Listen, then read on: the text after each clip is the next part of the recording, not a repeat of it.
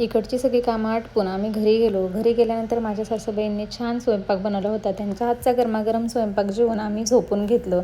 माझ्या ग्रंथूने तर पटकन झोपून घेतलं. अगदी सकाळी 8 वाजेपर्यंत ती झोपली होती. सकाळी दारात छान सूर्यप्रकाश येत होता. दारातली प्रसन्न अशी झाडे, केळी, पेरू आणि मोसंबी यांची झाडे खूप प्रसन्नता आणत होती.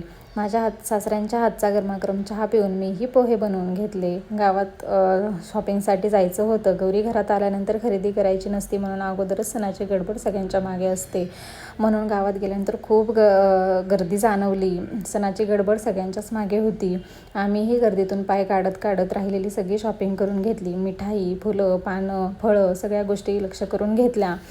घरी जाताना ग्रंथाने काकासोबत छान ड्रायव्हिंग केली. आजीच्या हातून वडापाव खात खात आम्ही घरी गेलो. घरी गेल्यावर अगदी पदर खोचूनच मी कामाला लागले. आपल्या तर गौऱ्यांना साड्या नेसवायच्याच होत्या, पण माझ्या चुलत सासूबाईंच्याही गौऱ्यांना साड्या नेसवायच्या होत्या. छान दारात रांगोळी काढायची होती.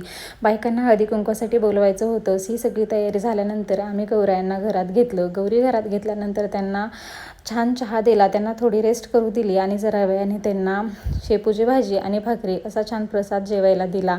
असा झाला आपला दुसरा दिवस. तुम्हाला आवडला असल्यास नक्की लाईक